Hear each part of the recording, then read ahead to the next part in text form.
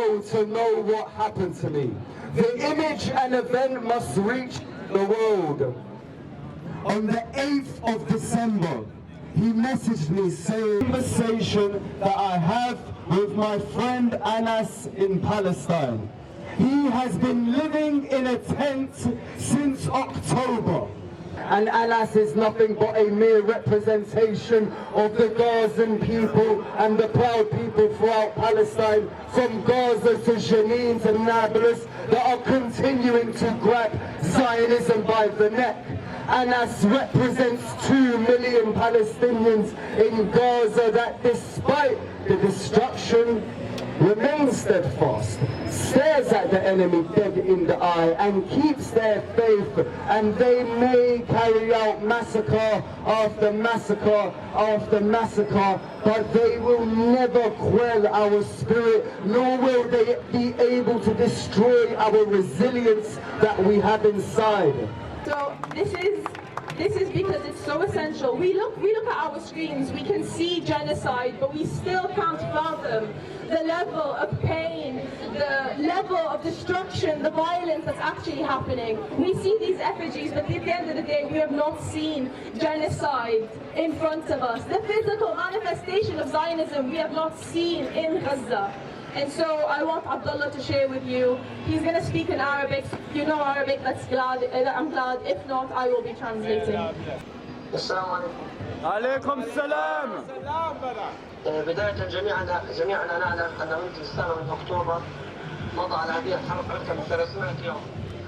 كانت 300 يوم من الإبادة، 300 يوم من الجوع، 300 يوم من المكان إلى آخر.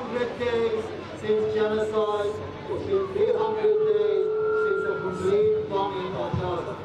300 يوم من التشريد، 300 يوم من أشدى وأشدى أنواع القتل والإبادة حصلت في قطاع غزة للنساء، للأطفال، للشيوخ، للجميع. يعني كانت هذه المرحلة عديمة الإنسانية من قبل هذا الاحتلال. It's been 300 days of a non-stop genocidal act, from subjective for all children, older people, young people, indiscriminate act of shelling, killing without any mercy. وجميعنا نعلم أن غزة شاءوا أم أبوا. جميعنا نعلم أن غزة نهاية هذا المطاف سوف تنتصر وسوف تكون فلسطين حرة، رغما عن أنف الاحتلال ورغما عن كل الداعمين لهذا الاحتلال. رسالة الآن موجهة لكم أنتم كمتظاهرين. The message is coming out of Gaza. No matter what they do, at the end, Gaza will stay standing. They can kill us. They can bomb us. But Gaza stood for thousands of years, and the people of Gaza will always rise above this tyranny. It is a fact that we will all continue to boycott.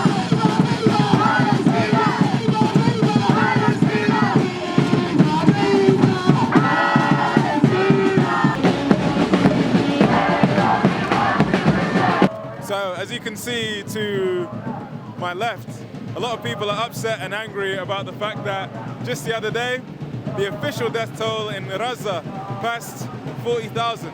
That's 40,000 souls wiped off the face of the earth. Many people estimate that the real number is a lot higher, potentially 186,000 human lives lost.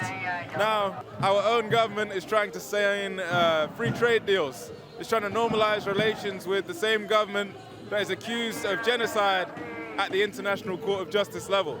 So people have taken it on themselves to resist that idea, to come out and put their bodies on the line, to vote with their feet, if you like, and reject the whole idea that our government, that the UK, should have any connection with a government accused of genocide. It's been over 300 days of genocide, and in terms of what's happening geopolitically, we know that there's a diplomatic rush, Anthony Blinken, Joe Biden, etc., trying to get a ceasefire, but in many ways it seems to be a ceasefire on Netanyahu's terms. Even today, he's still suggesting new elements new key parts to a ceasefire deal that was supposedly oven ready a couple of weeks ago. At the same time, tensions have risen with Iran since the assassination of Ismail Haniyeh, the former leader of Hamas, in addition to wider tension based on rocket fire from Hezbollah and from the Houthis at sources that they say are linked to what Israel is doing, its government is doing, its soldiers are doing to Palestinian bodies on a daily basis. So tensions are rising, friction is rising. So many people on the streets here say that the way towards peace is to lower down the temperature, to go with diplomacy, to go with a ceasefire. And instead, the US is still arming the Israeli government. Instead, the UK government is still excusing what has been described as genocide, is still allowing the export of weapons to the Israeli government. And all of that is happening whilst you also have the German government even defending airstrikes on refugee camps as a form of self-defense. So that's the geopolitical background. And yet at the same time, whilst people are negotiating back and forth, Palestinians are still dying and are still starving to death. And everybody can do something about that. And it starts with us.